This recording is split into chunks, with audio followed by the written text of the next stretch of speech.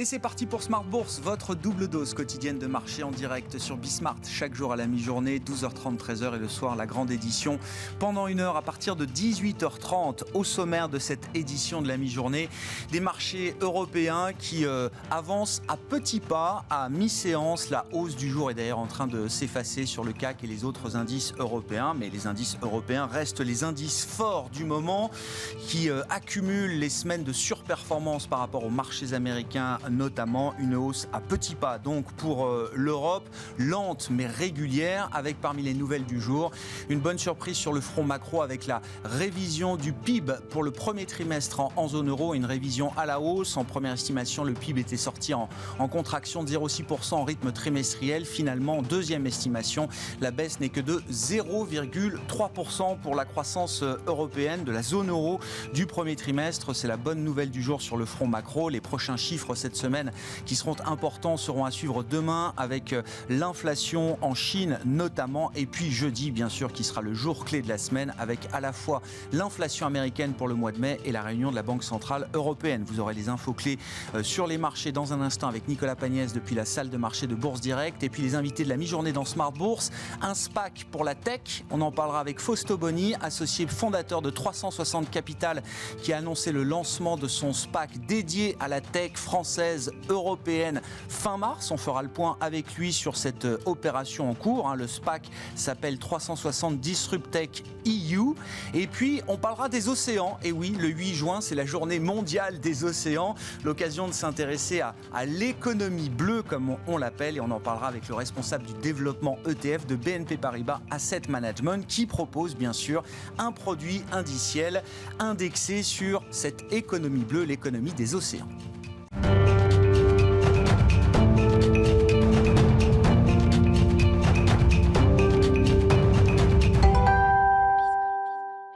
Mais d'abord, tendance mon ami, les infos clés à mi-séance en Europe, c'est avec Nicolas Pagnès depuis la salle de marché de Bourse Direct. La tendance est à la hausse depuis le début de la matinée sur le CAC 40. Le CAC 40 qui est même allé chercher un nouveau plus haut depuis plus de 20 ans à 6573 points dans un contexte d'attente toujours de des deux grands moments économiques de la semaine, à savoir la réunion de politique monétaire et la décision de politique monétaire de la BCE, mais aussi la publication de l'indice des prix aux États-Unis pour le mois de mai. Deux moments économiques qui occuperont les investisseurs jeudi essentiellement. En attendant, ces derniers ont pu prendre connaissance de plusieurs statistiques dans la matinée. La production industrielle en Allemagne, tout d'abord, recule de 1% au mois d'avril après avoir enregistré une progression de 2,2% au mois de mars.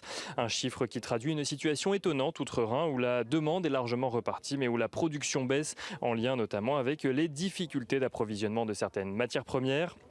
En Allemagne toujours, le moral des investisseurs se dégrade de façon inattendue au mois de juin. L'indice du sentiment économique de l'Institut qui mesure les anticipations économiques des investisseurs interrogés ressort à 79,8 points pour le mois en cours contre 84,4 points un mois plus tôt. Un recul que l'Institut explique en partie par une autre statistique, l'indicateur mesurant l'évaluation de la situation actuelle qui selon ces mêmes investisseurs remonte à moins 9,1 points contre moins 40,1 points au mois de mai. Une baisse des anticipations qui s'expliquerait donc selon l'Institut par un niveau déjà élevé de la perception économique actuelle. En zone euro, la deuxième estimation du PIB au premier trimestre fait ressortir une contraction de l'économie finalement 2 fois inférieure à la première estimation qui en avait été faite. Le PIB de la zone euro recule de 0,3% sur un mois, donc sur les 3 premiers mois de l'année, et il recule de 1,3% sur un an, contre un recul précédemment anticipé de 0,56% sur un mois et de 1,8% sur un an. Un PIB plombé notamment par la chute des dépenses de consommation sur la période. En France, la Direction générale des douanes relève un déficit commercial de 6,2 milliards d'euros au mois d'avril après 6,1 milliards d'euros au mois de mars. Une augmentation du déficit qui s'explique par une progression plus importante des importations que des exportations dans un contexte où le déficit se creuse depuis 4 mois dans l'Hexagone. Dans le détail, les exportations ressortent à 40,6 milliards d'euros et les importations à 46,9 milliards d'euros. Leur niveau donc au mois de mars était respectivement de 40 milliards d'euros et de 46,1 milliards d'euros. Les investisseurs qui prendront d'ailleurs connaissance cet après-midi de la balance commerciale, mais aux États-Unis cette fois-ci. Du côté des valeurs à suivre à Paris, on note que Airbus annonce avoir livré 50 avions de plus pour un total de 220 livraisons depuis le début de l'année, une hausse de 38% par rapport à la même période l'année dernière. On note que Getlink annonce de son côté que le trafic de passagers dans le tunnel sous la Manche a progressé de 10% sur un an en mai. Le trafic de camions a lui progressé de 25% sur un an. Et on note que le secteur automobile cale aujourd'hui. Renault signe même la plus forte baisse du CAC 40 à la mi-journée. Forestia qui évolue dans le rouge depuis ce matin, tandis que Stellantis et Michelin qui progressé fortement hier reste à l'équilibre actuellement. L'indice Stock 600 automobile recule de son côté d'environ 0,5% à la mi-journée. Restons d'ailleurs dans le secteur automobile pour finir avec l'introduction en bourse de Aramis Group, filiale de Stellantis spécialisée dans la vente en ligne de voitures d'occasion. Les détails donc de l'introduction en bourse sont à présent connus. La fourchette de prix est fixée entre 23 et 28 euros par action. Stellantis qui compte émettre pour un montant de 250 millions d'euros de nouvelles actions de l'entité, mais aussi 6 millions d'actions existantes qui seront également cédées par les dirigeants de la filiale pour un montant total donc de 388 millions d'euros. La fixation du prix de l'offre est arrêtée au 17 juin et les négociations sur le marché réglementé commenceront le 18 juin.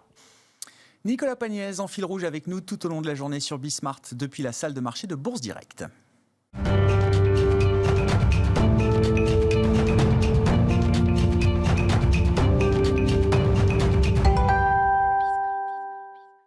Un SPAC pour la tech européenne et française. On en parle à la mi-journée dans Smart Bourse avec Fausto Boni qui est avec nous en visioconférence, associé fondateur de 360 Capital et président donc du SPAC 360 Disruptech EU. Fausto Boni, bonjour et bienvenue. Merci beaucoup d'être avec nous. Un mot rapide de 360 Capital qui a un track record de plus de 20 ans dans l'investissement en capital risque, dans plus d'une centaine de sociétés innovantes, je crois, en Europe notamment. Vous avez mené une dizaine d'opérations d'introduction en bourse. Qu'est-ce qui fait qu'un VC, un Venture Capital, s'intéresse aujourd'hui aux véhicules d'investissement SPAC? On pourra en reparler parce qu'évidemment, c'est un phénomène qui a pris une ampleur incroyable aux États-Unis notamment. Mais qu'est-ce qui fait que vous, Fausto Boni, et vos équipes, vous êtes intéressés à ce type de véhicule d'investissement et de financement? Bonjour, merci Grégoire. En fait, en étant investisseur depuis plus de 20 ans dans le secteur tech, nous sommes partis d'un constat qu'il y a très peu d'introductions en bourse sur les marchés européens d'entreprises tech.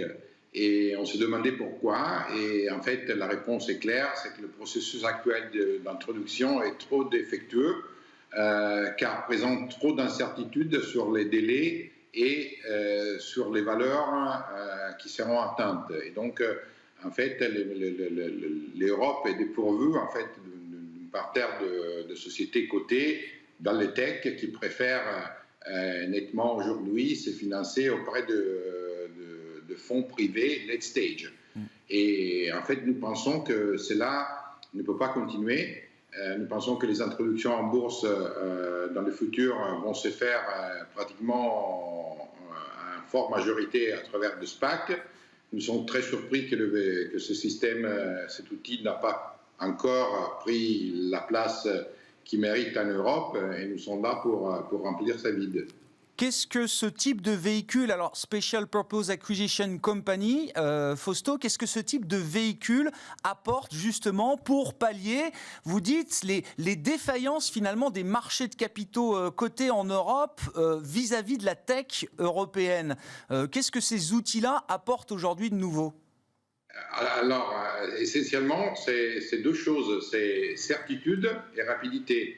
Rapidité, car une société qui va vers l'introduction en bourse avec un SPAC peut compléter ce processus en 2-3 mois, peut-être 4, et le prix d'introduction est fixé dans une négociation qui a lieu avec les sponsors de la SPAC, donc nous.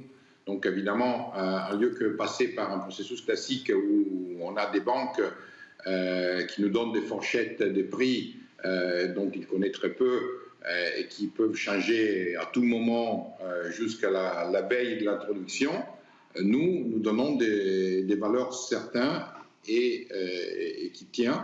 Et donc, nous dépassons pas mal des contraintes qui aujourd'hui éloignent les sociétés tech de la bourse. Qu'est-ce qui fait qu'un SPAC est crédible, Fausto Boni? Alors peut-être que ce n'est pas le débat en Europe aujourd'hui au regard du faible nombre de SPAC et d'initiatives en la matière, mais aux États-Unis, c'est quand même visiblement le débat, parce qu'il y a des centaines de... C'est pas nouveau les SPAC, ça existe depuis très longtemps, mais c'est vrai qu'il y a un engouement, je le disais, démentiel depuis un an et demi aux États-Unis, avec des centaines de véhicules qui se sont déjà cotés pour la plupart. Et bon, il y a évidemment quelques critiques qui font voix, qui se lèvent face à la déferlante de SPAC aux États-Unis. Qu'est-ce qui permet, selon vous, d'être crédible et de garantir un alignement d'intérêts avec vos futurs actionnaires quand vous lancez un SPAC? Tout à fait. Oui, vous avez bien dit, nous sommes extrêmement surpris de cette, disons, méfiance qu'il y a autour de l'outil SPAC, qu'il faut bien rappeler, c'est un outil où c'est les sponsors qui soutiennent les frais de l'introduction en bourse. Donc en réalité, c'est un outil qui est assez sûr pour les investisseurs du SPAC et les capitaux à risque sont vraiment les capitaux des sponsors. Donc l'alignement d'intérêts est déterminé par cela. Aux États-Unis, effectivement, il y a eu l'année dernière des centaines de SPAC qui se sont cotés. Comme évidemment, le SPAC en soi, c'est un outil d'introduction. Donc il faut qu'il y ait une balance entre supply et demande. Il faut suffisamment de targets et des SPAC pour qu'il y ait un marché équilibré. Aux États-Unis, probablement aujourd'hui, on est dans une situation opposée à celle européenne. D'ailleurs, c'est les investisseurs américains qui sont les premiers à nous avoir contactés pour se renseigner de notre projet des SPAC, car eux, ils voient bien qu'en Europe, nous sommes dans une situation opposée. On a très peu de sociétés cotées, on a beaucoup de sociétés valorisées à plus d'1 milliard d'euros sur le marché privé. Il y a très peu de SPAC, donc ça nous semble assez évident que cet outil va prendre inévitablement une place importante dans le panorama européen. Quand vous avez annoncé le lancement de votre SPAC, donc le SPAC de 360 Capital, 360 Disruptech EU, Fausto Boni, c'était courant mars dernier. Vous indiquiez que vous cherchiez évidemment alors une société de la tech européenne, mais peut-être même française spécifiquement. Est-ce que c'est toujours le cas? Et l'ambition à l'époque était de lever 250 millions d'euros. Est-ce que c'est toujours le montant que vous avez en tête, Fausto? Oui, en fait, alors, en temps sur les cibles, comme ce sera un SPAC côté à Euronext Paris, nous serons très heureux de pouvoir accompagner une entreprise française. Bien sûr, on se limite pas à ça, mais ça nous rendrait très heureux. Et d'ailleurs, c'est les marchés dans lesquels nous sommes aussi réglementés, donc ça serait parfait pour nous. Ensuite, notre focus est Europe, parce que dans tous les autres pays européens, on est plus ou moins dans la même situation. Très peu de sociétés cotées et pas mal de cibles possibles. En termes de taille du SPAC, en fait, aujourd'hui, nous sommes sur un montant estimé à 200 millions d'euros, jusqu'à 200 millions d'euros. En fait, c'est pas énormément important quelle est la taille du SPAC, car en fait, nous avons complété une récolte en 2 étapes. Une première étape, comme vous savez, dans le SPAC, est récolte upfront, donc maintenant. Et la deuxième partie est récolte sur le marché une fois que la cible a été identifiée auprès des investisseurs avec ce qu'on appelle un PIPE, un jargon donc un Private Investment in Public Equity. Donc en fait, cela nous permettra de cibler des entreprises avec une valorisation comprise entre 1,4 milliard d'euros pour les amener en cotation dans un délai assez court. C'est quoi la licorne idéale du coup pour vous, Fausto Boni? Est-ce que dans le monde de la tech, c'est un univers très vaste évidemment, est-ce qu'il y a des segments plus particuliers qui vous intéressent? Absolument. En fait, nous ciblons des entreprises vraiment qui sont très ancrées sur les marchés européens. Car vous avez vous-même justement souligné qu'aux États-Unis, il y a plein de SPAC qui cherchent des cibles européennes d'ailleurs. Certaines, car évidemment, ils voient aussi disons, déséquilibre entre offre et demande sur le marché européen, et donc ils voient l'opportunité. Le problème, c'est que seulement une petite partie de sociétés européennes ont les moyens, l'ambition et peuvent justifier une cotation Nasdaq. Donc, celles qui sont déjà préparées pour cette étape et qui l'ont préparée depuis longtemps, certainement seront cibles des SPAC américains. Il n'y a pas de doute parce qu'il y a beaucoup d'offres. Nous cherchons des entreprises, bien sûr, qui ont une ouverture internationale, mais qui sont très ancrées à l'Europe et pour lesquelles la cotation aux États-Unis n'aurait pas du sens. Un mot sur le calendrier, peut-être, pour finir, Fausto Boni. Est-ce que, je ne sais pas d'ailleurs à ce stade, ce que vous pouvez nous dire du calendrier, parce que le véhicule d'investissement n'est pas encore coté. Est-ce que vous avez là un horizon de temps un peu précis à nous communiquer? Oui, précis, non, mais certainement avant l'été. Notre cible est d'être coté avant l'été. Bien sûr, nous travaillons sur notre cible, sur la recherche de notre cible. On ne peut pas rentrer dans une discussion précise avec les cibles avant la cotation.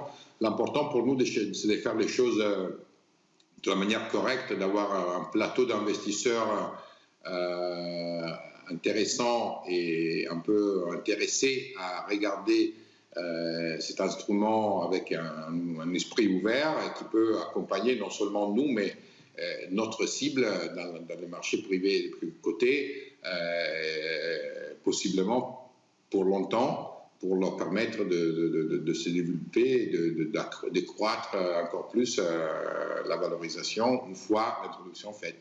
Merci beaucoup Fausto Boni de nous avoir accordé ces quelques minutes pour évoquer donc ce projet, enfin ce plus que projet, ce SPAC qui verra le jour sur le marché parisien d'Euronext dédié à la tech et à l'investissement dans la tech. Fausto Boni qui est avec nous en visioconférence, associé fondateur de 360 Capital.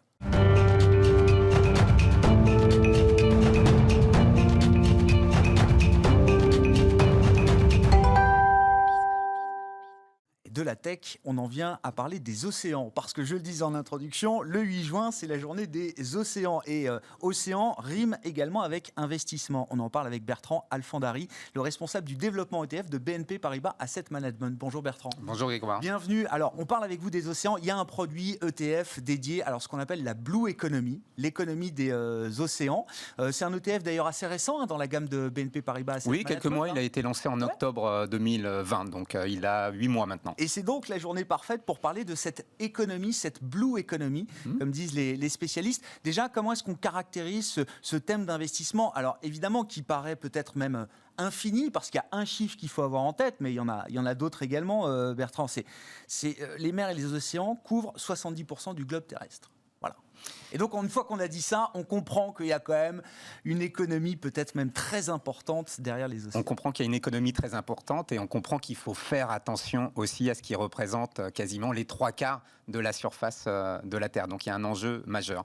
Pour revenir sur cette définition de l'économie bleue, elle est définie, en tout cas nous on a retenu la définition de la Banque mondiale qui dit que l'économie bleue vise à l'utilisation durable des ressources océaniques en faveur de la croissance économique, de l'augmentation des salaires, de la préservation des emplois et surtout de la protection des écosystèmes marins. Et c'est ça qu'il faut retenir, la préservation des écosystèmes marins. Je comprends qu'il y a deux enjeux en fait. Il y a alors la croissance qui va pouvoir venir de cet écosystème, de cette économie, et puis l'engagement à préserver également une biodiversité importante pour la soutenabilité de notre planète. Voilà, exactement. Je vais vous donner d'autres chiffres qui vont permettre de voir un peu plus concrètement ce que représente l'économie des océans ou l'économie bleue.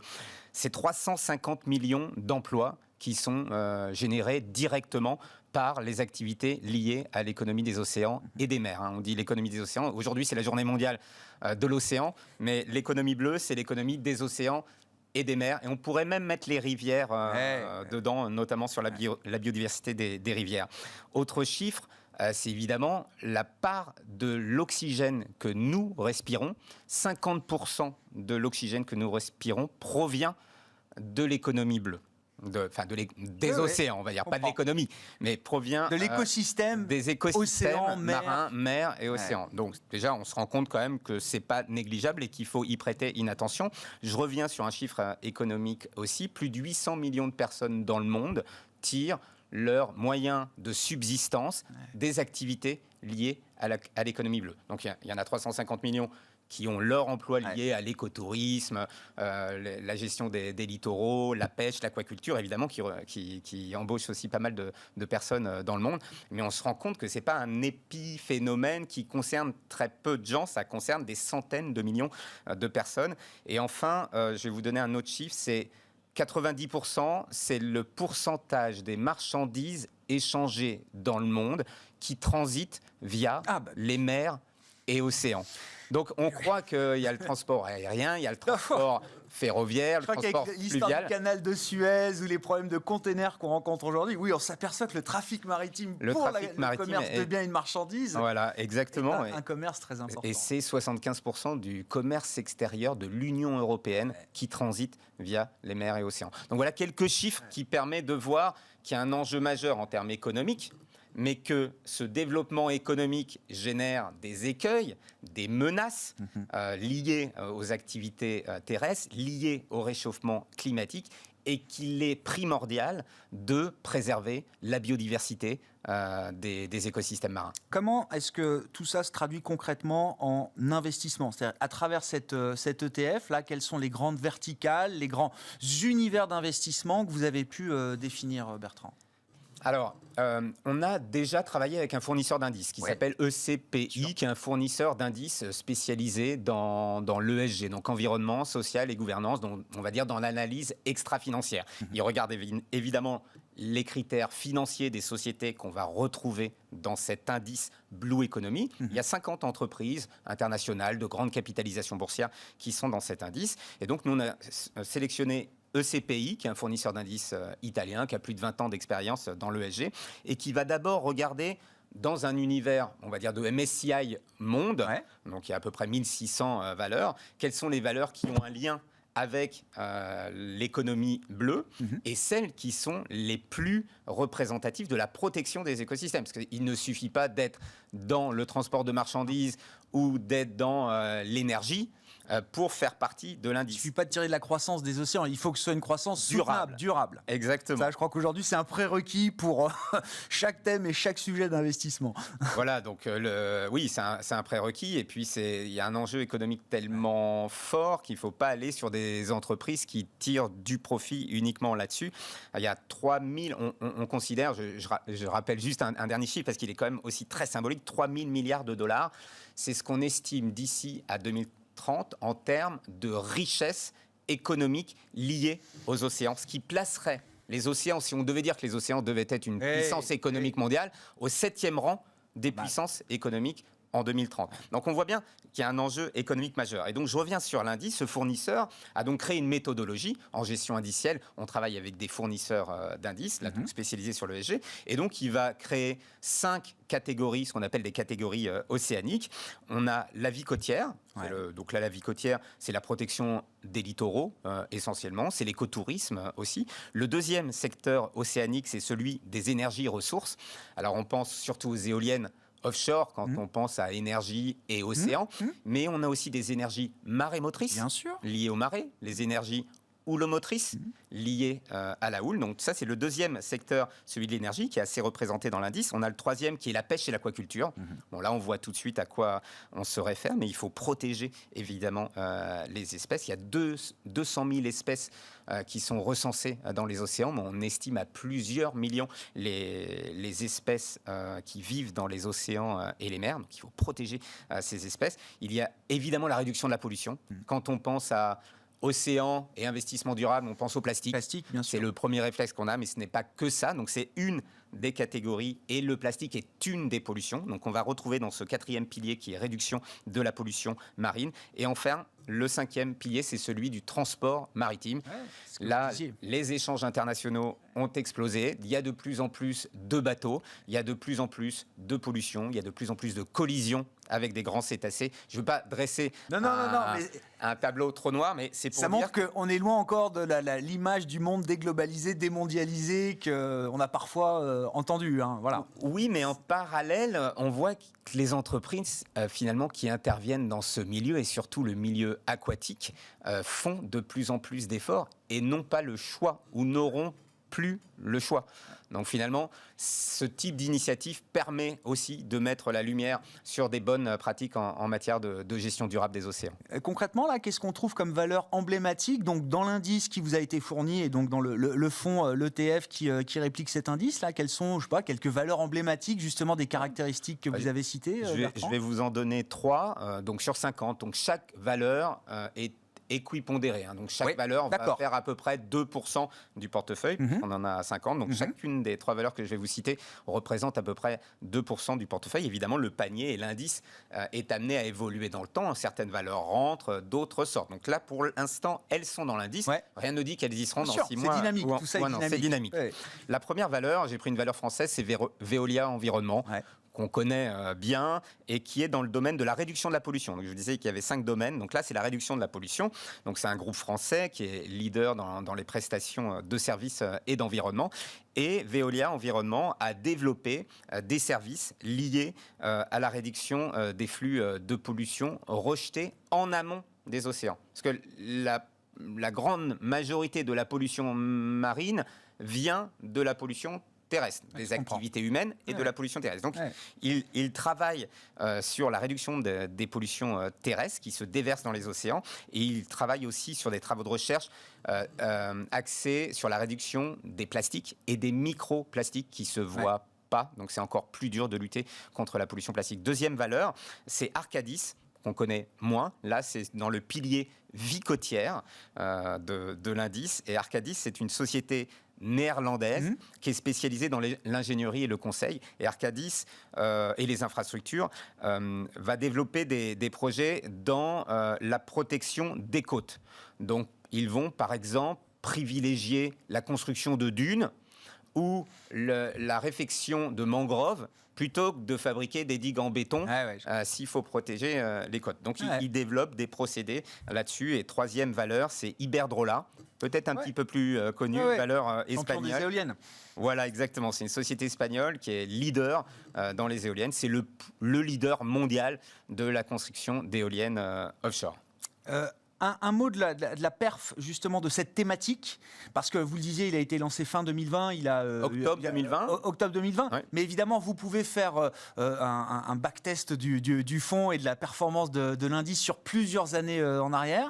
Qu'est-ce que ça donne, Bertrand ? Alors, c'est vrai qu'on ne va pas regarder la performance depuis octobre, parce que ça n'a pas vraiment de sens, mais quand on regarde depuis 5 ans, on a une performance d'à peu près 110% sur 5 ans. Alors, ça ne parle pas vraiment. Il faut comparer à quoi, alors ? Au MSCI World. D'accord. Donc le MSCI World, c'est un indice d'action mondial composé de 1600 valeurs environ. Donc là, on est sur un indice mondial aussi, l'indice ECPI Blue Economy, 50 valeurs. Et cet indice fait 33% de mieux sur 5 ans en surperformance cumulée par rapport au MSCI World. Et le plus étonnant, Grégoire, c'est la volatilité. Parce que généralement, quand on passe d'un univers d'investissement de 1600 valeurs, et après, on met des filtres ESG à 5 ans, donc ça, on réduit de 96 ou 97% à peu près de l'univers d'investissement. Par construction, on va avoir un indice plus volatile parce que le risque spécifique est plus élevé. Et là, non ? Non, justement parce qu'on est sur des valeurs plutôt stables, de qualité, parce que l'ESG, c'est un facteur de qualité, de pérennité. Finalement, on se retrouve avec 1,5% de volatilité un an en dessous de l'indice MSCI World qui est extrêmement diversifié. Merci beaucoup Bertrand, merci de nous avoir apporté ces éléments, cette mise en contexte de l'économie bleue, l'économie des océans et donc à travers le produit qui est distribué chez BNP Paribas Asset Management. Bertrand Alfandari, responsable du développement ETF de BNP Paribas AM, était avec nous en plateau dans Smart Bourse à la mi-journée sur Bismart. On se retrouve nous ce soir en direct à 18h30.